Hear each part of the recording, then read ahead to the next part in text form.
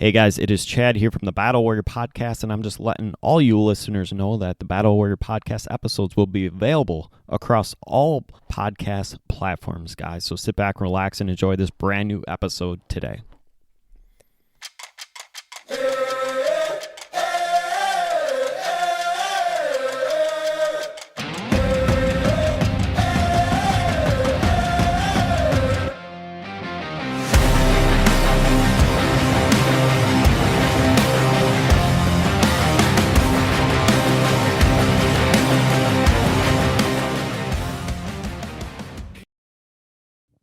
Yeah, man. It's so like with me, Chad, just to get to know one another. I'm a Central Arkansas boy, and I come from a very traditional Italian Catholic family, and we're huge on my mother's side. I'm talking about we run 130 deep at family functions, and where I grew up, and this is where I learned all my values as a kid, was in Center Ridge, Arkansas, and from digging up potatoes to making homemade wine. We still make our own sausage. We still make our own pasta and sauce, etc.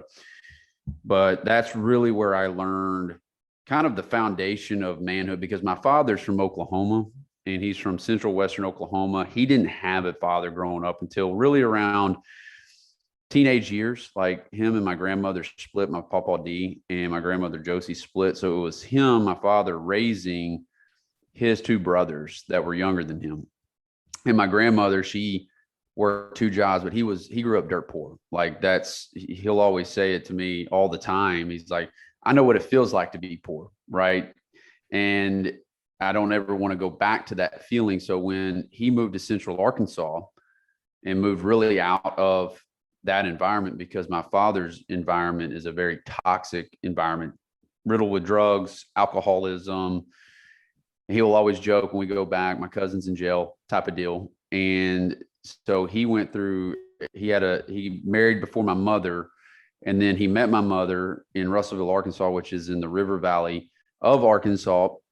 And that's when he got first introduced to what a family looked like.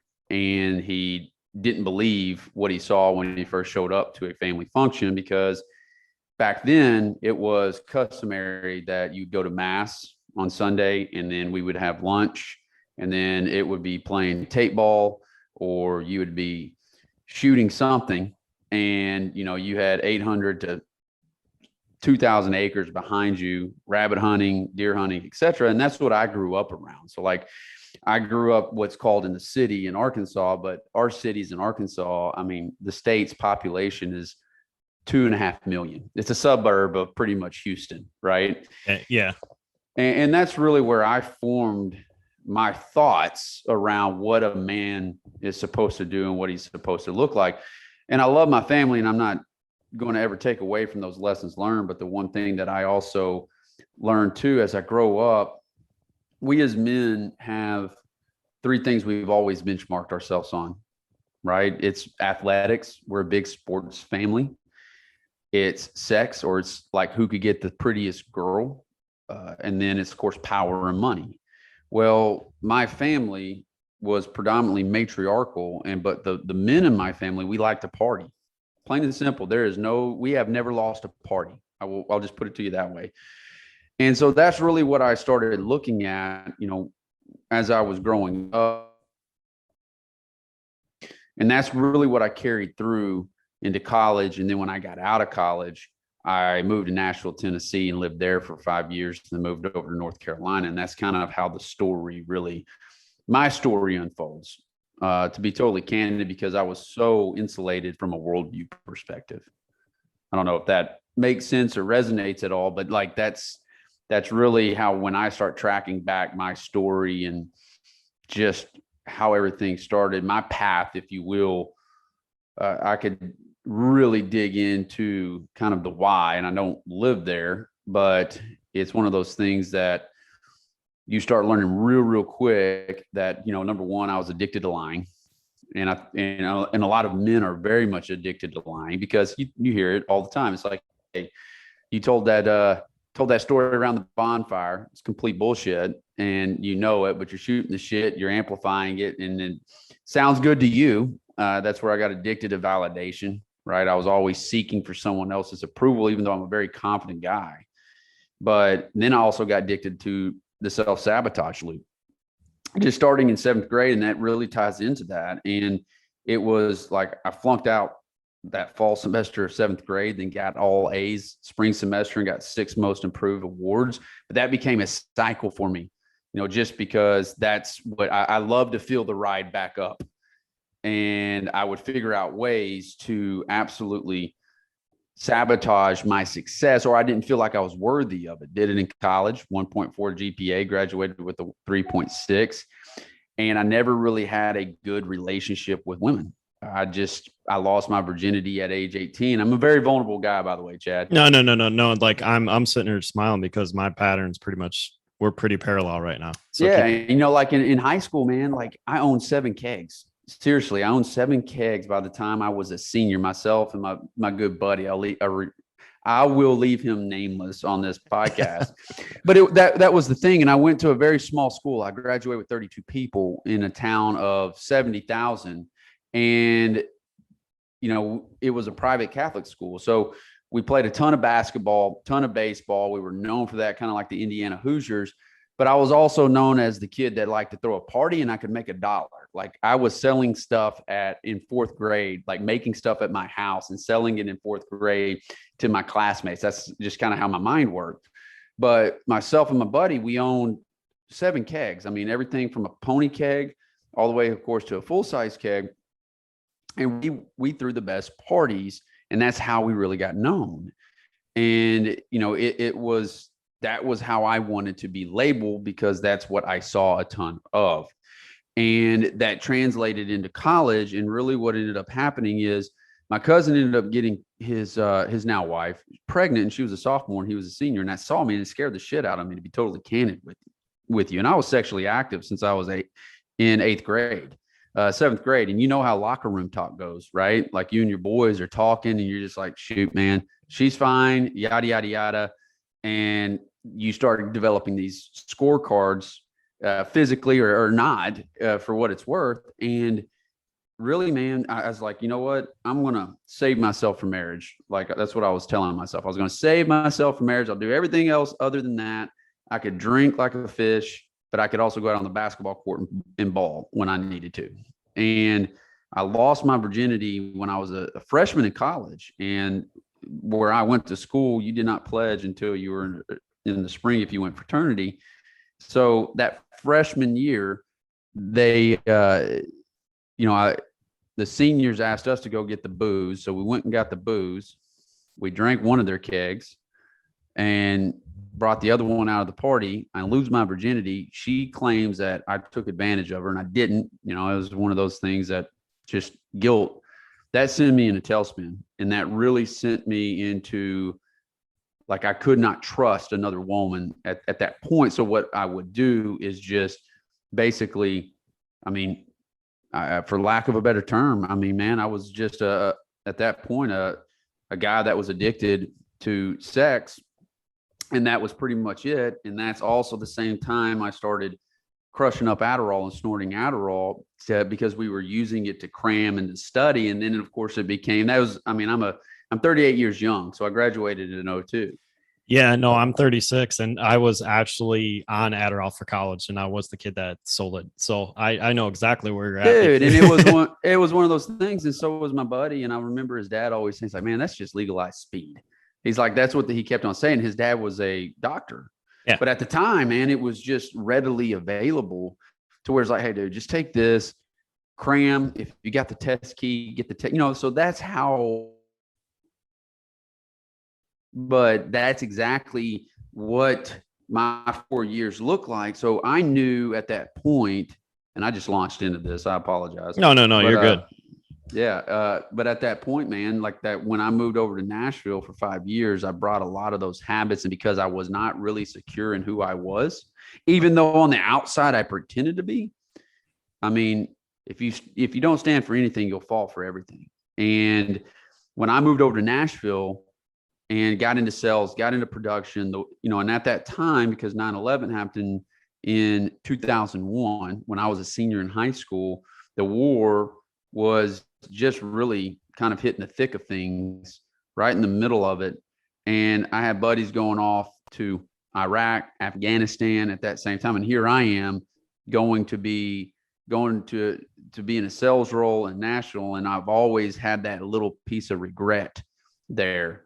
And I'm partying my ass off, running with the wolves of Wall Street of what I thought, but I could still produce, and that's where my whole story really kind of starts unfolding in regards to the business aspect of things, and just really just getting lost, even in a world that looked like that I was absolutely had all my stuff together. And that's a very, very common theme with men. And honestly, it just really dovetailed right into my marriage, plain and simple.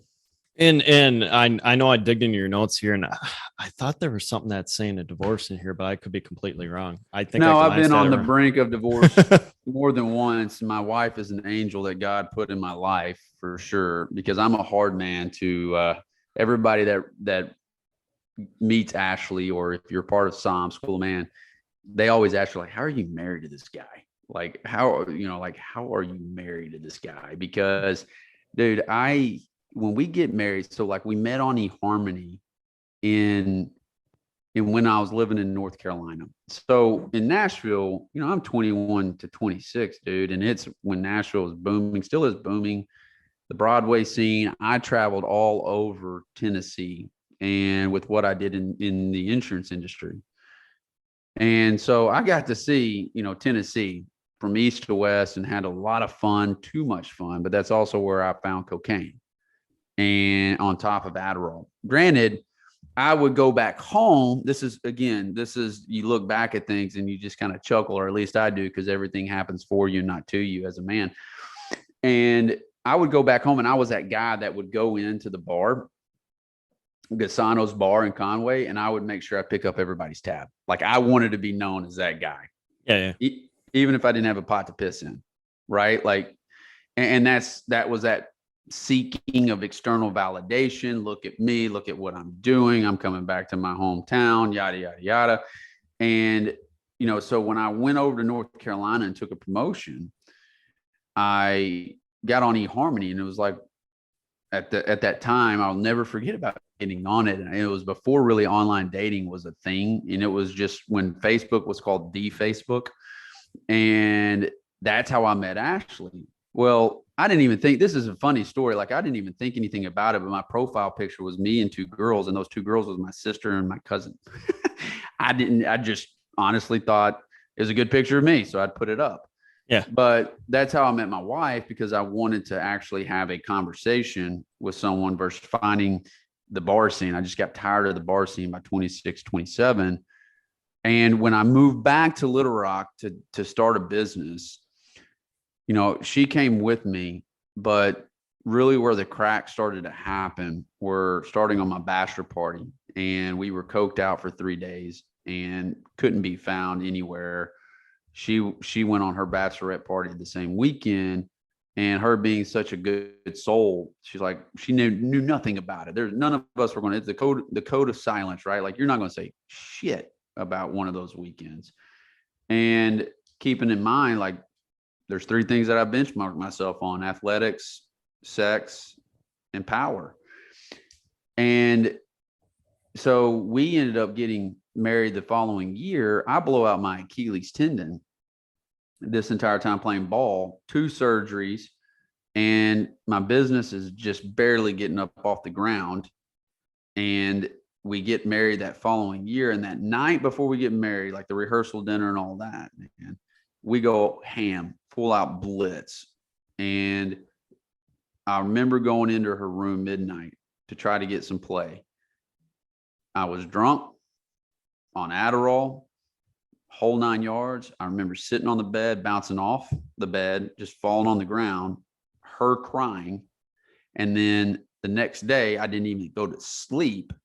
I took another Adderall just to function through my wedding, right? And then the party began, and we go to Costa Rica. That's how I started off my marriage. And while in Costa Rica, it was that time of the month for her. And by the way, Ashley's cool with this whole story because it's in a book, and on my podcast, and everybody knows about it who's involved in SOM. She would not have oral sex with me. So therefore, I walked out of the room, left her in the shower, and went to the bar. That's how big of a dickhead I was. That's how self-centered I was, right? That's how I started off my marriage. So, you know, it was one of those. And then when we get back to Costa Rica, I just told her, I was like, I just don't think we should be married. And it just crushed her. She just moved from the beach. The biggest sell I made in my life. I got her from the beach to come to a landlocked state to Little Rock, Arkansas, man. Which has 2 rivers in it. That's right, dude. Yeah, you're a bass fisherman. I was supposed to be on those rivers, but we ended up going to Lake Darnell up on the hill because the river was too high, or whatever it is, just out of town. Yeah, so that's where I was born. Is out of Russellville, so that area, and yeah, so that's how those first 5 years, and then we had another kid, and my first child, Ava Madison, who's 9 now. I remember her flatlining on the table. And my wife had to be rushed to emergency surgery at that time. You would thought that would have woke me up. So we ended up meeting on eHarmony. We moved from North Carolina to Little Rock. We get married. I blow out my Achilles tendon. I start a new business. It's hemorrhaging. My daughter flatlines. My wife is rushed to emergency surgery. And you would think that it would wake me up. All I did was go back into my email because all I could think about was production. Like, I've got to produce. As a man, I've got to produce. Like, I got to put freaking food on the table. Yeah. Right. There's no in this, like, let me connect emotionally. Let me hold my child.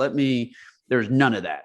Like, it was immediately like just a switch had been flipped in my mind. It's go time, baby. Like, that's where my mind is. And I'm a very high charged person. 12 months later, again, my son's born. So bam, bam, bam. So the course of the first 6 years of my marriage, and throughout this time, I mean, like when she was pregnant with Landon and we had just had Ava Madison, another good example of all the lies that I had been building up and the resentment that I was towards myself. Like, I don't care who you are, man. You can be the most successful dude making 7 figures, just killing it. But if you feel lonely and you don't feel free and you don't feel liberated, all that is just modern day prison. Like, people talk about incarceration all the time and guys getting out, and you see it all the time. We had an event at School of Man last week called Rebirth 2.0. And one of the guys, Cody, was a brother of one of the members of SOM. He had been in prison for 9 years. And I looked at him, I said, you look at this group of 100 plus men here. There are men in this group that have been incarcerated longer than 9 years, and they are walking out here, and you think that they're a free man. And the point I'm trying to make on that is that that's where I was. I was basically enslaving myself and just through the sabotage loop and through the lying. And when she was pregnant with Landon, we went to Ole Miss, Hottie Toddyville, to watch a football game, to enjoy we're in the South, so we like our tailgates. I mean, I'm assuming you're a Green Bay Packer fan. So yeah. We have about 5 miles worth of tailgates. So man, if you wake up at 7, you can go all day till about 2:00 in the morning if you really want to. Yeah, man. Yeah, absolutely. So same thing here. And man, I was doing cocaine off the counter while she was asleep and pregnant with my son. And I'd go out into the square, which is in Oxford. That's where everything happens. Next day, hadn't been asleep. State trooper pulls me over. I'm high. She doesn't even know it. The only reason why he let me out is because she gave me the death stare.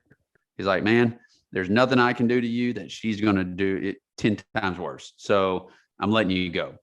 You thought that would have woke me up, but it really didn't. It did for a couple of months. But it got to such a point that I was looking for such an edge for performance, because I'm a performance guy. When I couldn't get my hands on Adderall because I'm not prescribed to it, or Coke, I eventually kicked that. I would go to Walgreens and buy B12 and crush them up and snort them on my desk. That's where I was in my life. She had no clue this entire time too. It was a sexless marriage. We were in our 20s and our, early 30s, nothing. It was sexless marriage. She didn't even want to be around me. We were just ships passing in the night.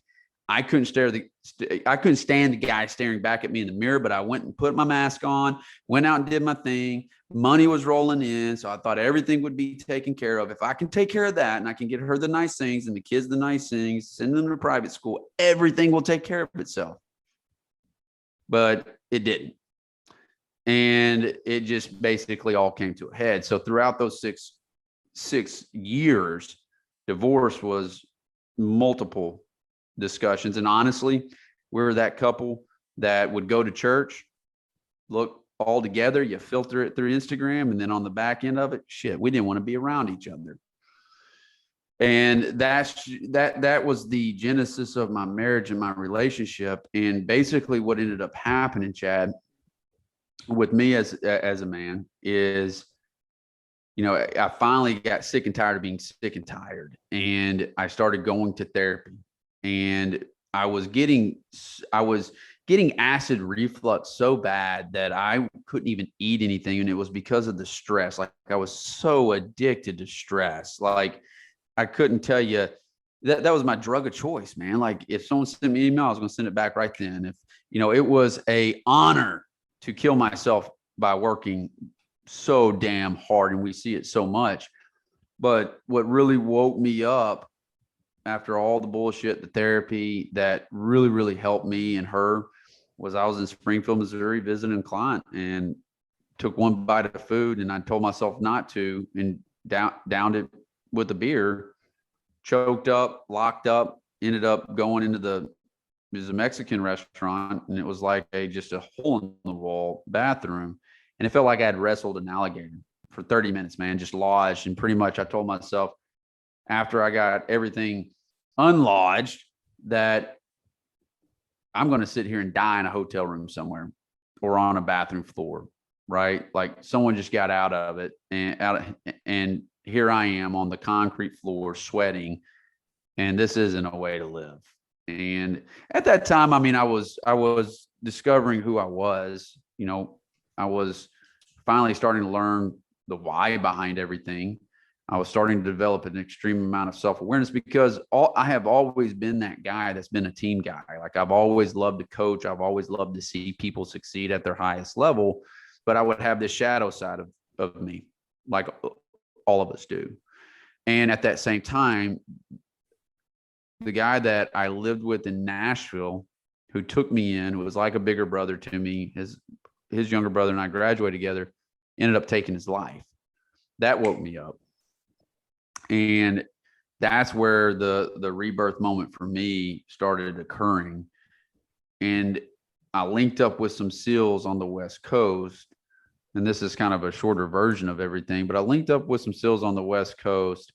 And at that time, I had such a mental block around running because of my Achilles from playing ball or going hard. I think a lot of guys do that who have a pre-existing condition or an injury. Like, man, I'm going to limit myself because I don't want to experience that again.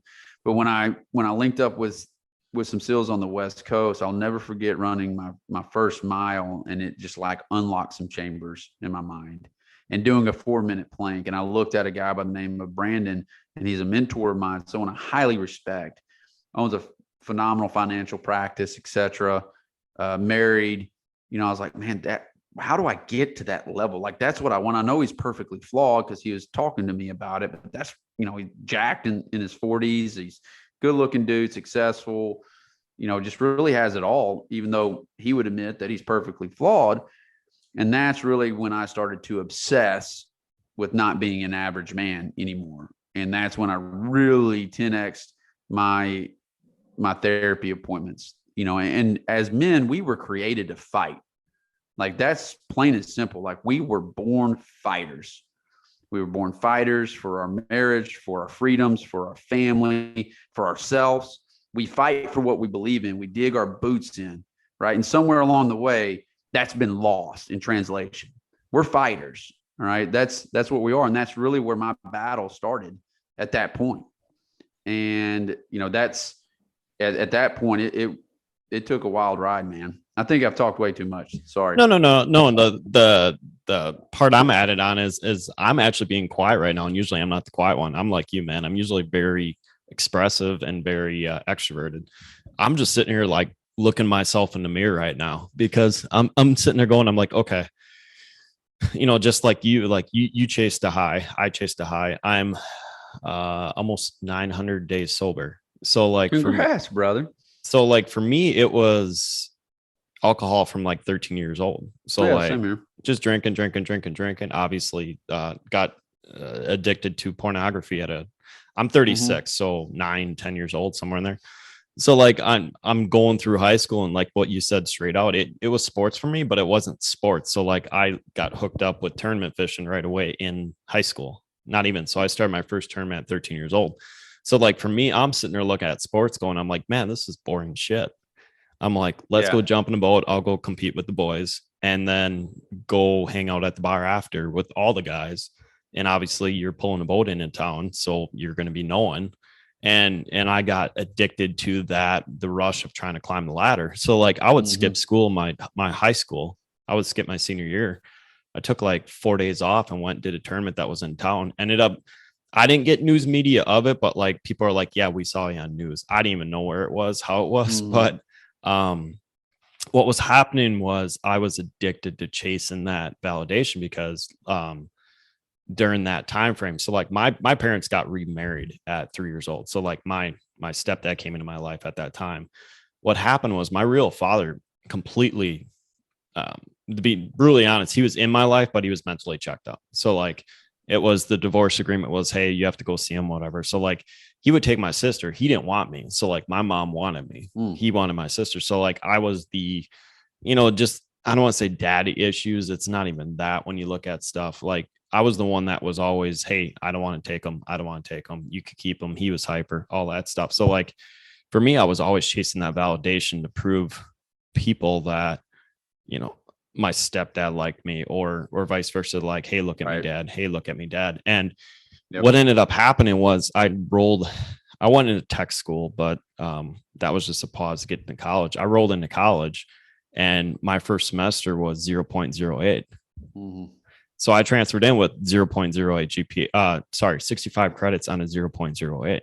So like 2 years of my college, I was fighting to get out of cumulative credits of like 85 of, not to get too fancy here, but like it was a 1.5 GPA cumulative. Yeah. So I would party every day on the weekends of my freshman year. So like that 0.08, it's not even a prideful thing. Now it's like, this is stupid because that kid needed help so bad. Right. What ended up happening was I would pride myself. Chad, do you have like, did you battle ADHD? Did you battle since 3 years old? So like I'm hyperactive to begin with. So my son is too. So like my son Landon, we just learned in January, is autistic and ADHD, battles depression, battles anxiety. And I know I can spend hours on that topic. I know you can too. So we're in all this, not to interview you on, on this podcast, but like you go into tech school, right? Like, where did you know, like, man, like I need help? Like, or when you're looking back and you're filtering through the lens, like if I were to give my younger self some advice, like where did you know that, hey, I have a zero, point, I barely have a heartbeat of a GPA. Yeah. Right. Yeah. Outside of the partying and stuff like that. About a year. So tech school, I was fine because in high school, I positioned myself with all the tournaments and stuff. I'm a hands-on person. So I skipped the Spanish classes. I took the tech classes. I took the tech ed, the building, the construction, all that stuff I did in high school. So like I could coast into high school and still get a 3.2, 3.3. I went into tech and it was a lot of, I would structure my schedule to have heavy hands-on and then have like a math class or whatever. So no matter what, I could position, like I'm very, very street smart when it comes to that stuff.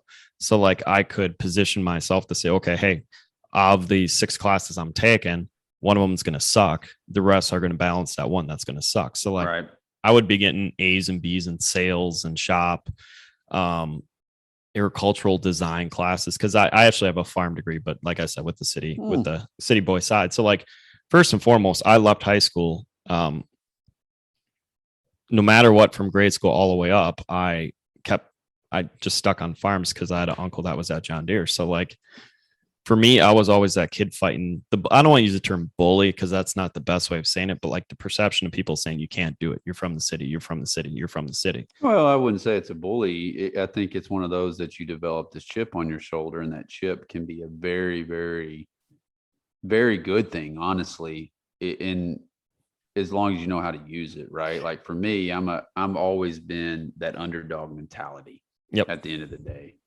right? Because we got to have those people. I mean, college, so I was at that 1.4, 1.6, and I'll never forget my dad looking me in the eye and saying, "Hey, man, like." It was after another night of party, another round of partying, you know, and I'm thinking back to myself, there were young men who were 18 and 19 at that time who were dying for my freedoms. And here I am pissing it away. Right. And my dad, we're a very patriotic family. And, you know, my dad just looked at me, he said, "Hey, you know," and he hit me with that. And it really leveled me because a good friend of mine was flying Blackhawks over there at that time. And so it really hit me and it really leveled me. And he said, "Look, you're the smartest dumbass I've ever, I think I know. You're just freaking lazy," is what he was basically alluding to, Cole. Yep. And that same week, I don't know what you call him, like your mentor at school, I can't remember. He set me down and he said the exact same thing in a different way. And it's just like, boom, boom. Then 2 weeks later, the very first book I actually read that I that I honestly took time to read at 20 years old, 19, 20 years old, was 12 Pillars. And it changed my life. I got addicted to it. A complete addiction to the lifestyle of just that warrior lifestyle of constantly self-improving and never yielding to adversity. You know, that's what I think of when I think of a warrior of self-mastery, if you will. Yep. And that's really started to kind of change the shift of mindset and trajectory for me, but still had that yo-yo effect in other parts of my life. And I'll never forget, and this is where I was going with it. This guy comes up to me and he says, "Hey, I'd like to interview you for a job." I said, "Roger that. I'll go and do the Wonderlic test." You know what the Wonderlic test is? Yes, I do know exactly what the Wonderlic test is. Okay, when I say Wonderlic test, some people don't know what the Wonderlic test, and I don't know if they still use it in the NFL or not, but it was used historically in the NFL and the combine to kind of grade your IQ and really where you fell from a position perspective. Of course, offensive linemen and quarterbacks were considered the smartest guys on the field. All right. And then it kind of just ranked you. Well, I have always struggled with standardized testing, plain and simple. Like I'm a very creative kind of cat. Like that's just who I am. I bombed that thing, thinking that I crushed it, thinking like, oh my God, this is my ticket. I'm about to go work for this electric co-op supplier. He brings me in, and this is where I'm getting with like the chip on your shoulder, because I'm a very competitive person. I imagine you are too. Oh yeah, absolutely. Yeah. And he levels me at 21, levels me after I got to my senior year. He says, "Hey man, you're dumb as a box of rocks." That's basically what he said. And that's what now this is coming from a 21-year-old who has fake confidence in a lot of areas. Thank God that I just faked it until it became real. But he like just put a fire under my ass that honestly created an obsession leading into my story. And we all have that dark side to us. I don't care who you are. It's the greats that understand how to use it and put that energy to good use. You know what I mean? Yeah, absolutely. Anyway. No, it's so what was happening was that term, the city boy don't know how to farm. So no matter what, from tech school, I was always with the farm boys. So like I was always that one city boy in the farm crew. And I mean, you grew up in a smaller town, you're out on the farm all the time. You kind of know at times it's a lot more open now, especially with the knowledge and all the tech getting involved in the industry. But at the time, I'm nicely say this, the farm kids at times had a lot of issues with people coming in from the city, showing them how to do stuff.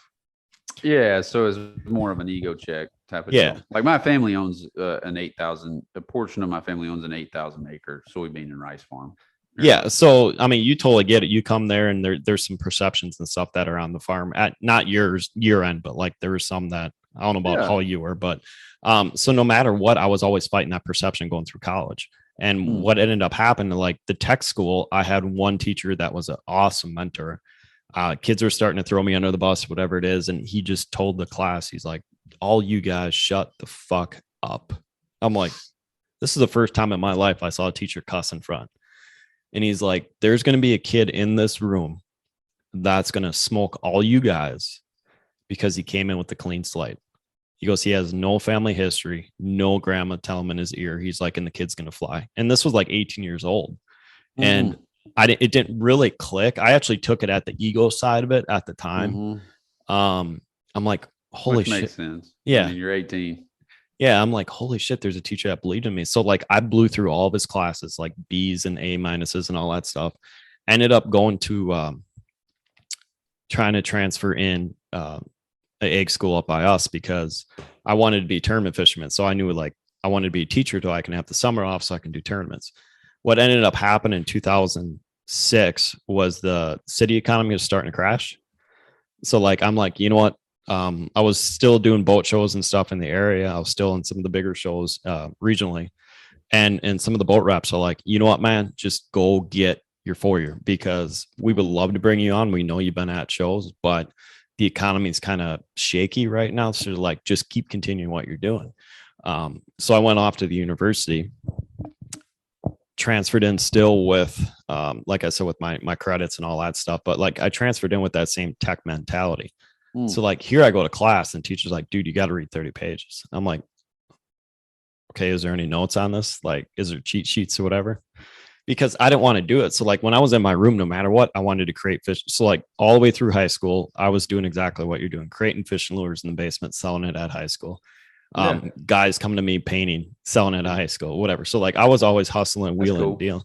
And ended up being when I went to college, I saw all the tournament anglers would tell me straight out, they're like, you want to be on the trail, you start a business. And I didn't have that foundational thing, but I was always building websites and stuff. So like I was a lot more happier being in my room working on something that I was passionate about than being in class, even though I did show up to class, but 3/4 of the time I was drunk after like 3:00. I mean, I obviously when it came to that stuff, but what ended up happening is all these patterns rolled into my first marriage, and still here I'm an alcoholic. Here I'm a porn addict, and she wanted babies. So like year or two into it, she was on Clomid, I think 3-4 times. She had a surgery.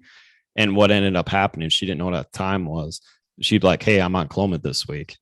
So she's like, this is the day we have to do it. Well, I would go take care of myself, so I didn't have to have kids, act like I went through the motions and all that stuff. So ideally, yeah, the divorce came because she came and she got pregnant no matter what. It wasn't by me. And that caused a spiral of drinking.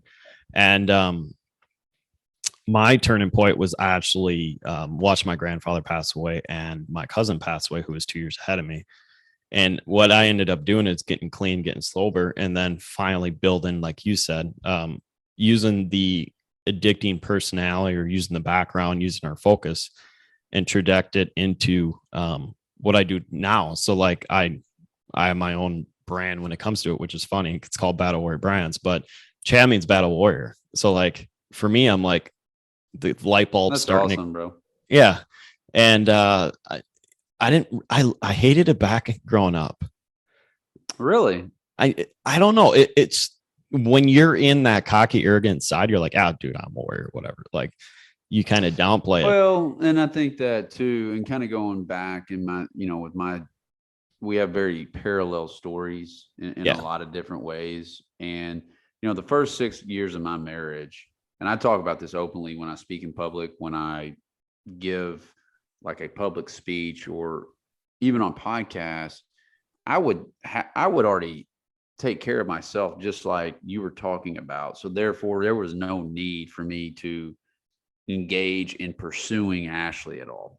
Right. So, that between it and my white lying, I was just very good, and guys like me are really good at being con artists, in particular to our wife. I wouldn't lie to you. I wouldn't lie to anybody else, but to her, it was easy to do. But what ended up happening, and that was my greatest addiction, was white lying.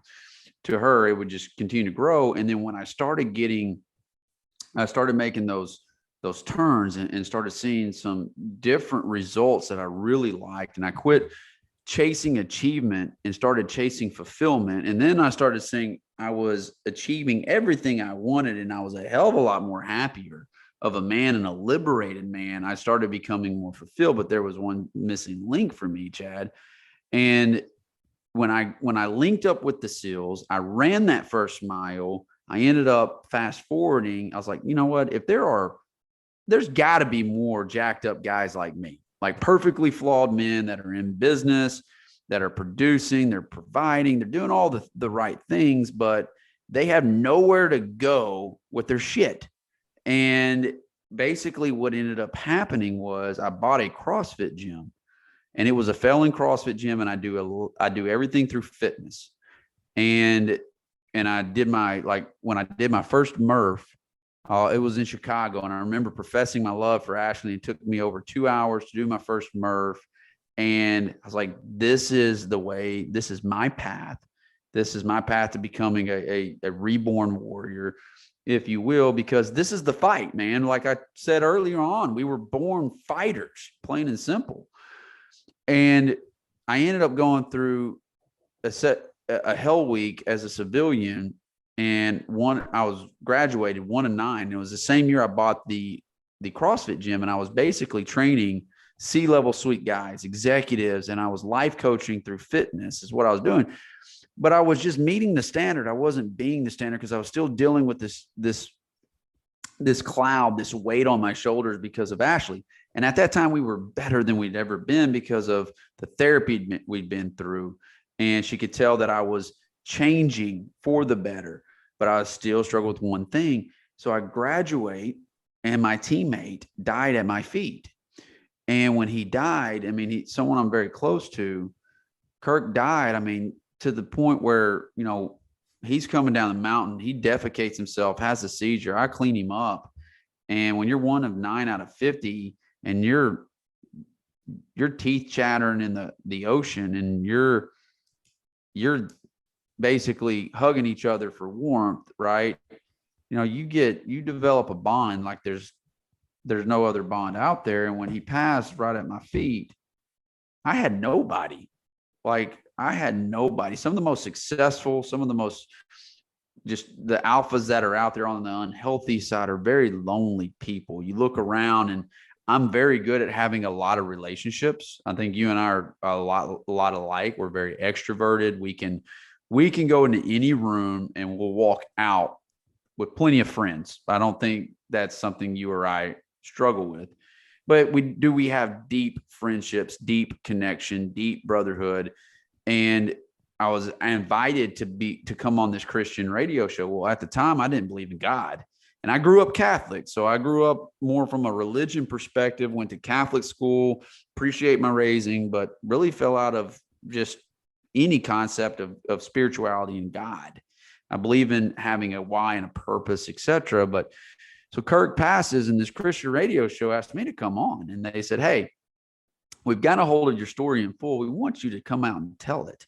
So I do. And it was like 2.5 hour, like Joe Rogan long form podcast, or just a long form. The one person I told everything, like everything I'm doing here, I told it more in depth. The one person that was listening never heard it was my wife. And when I got home, I was beyond a cat with 9 lives at that point. We were back at the therapist office. JC McDaniel really saved my life. And he stared me in the eyes. He said, I can't do anything more for you. You're going to have to unfuck yourself. And he knifed him. He's a combat veteran, Marine, just a Jedi Knight. And she's crying on the other end of the couch. And I'm sitting there like, here I am again at my own. Here I am again. This shit's going back years, right? Like I thought I nipped this one in the ass, but nope, it finally caught up with you.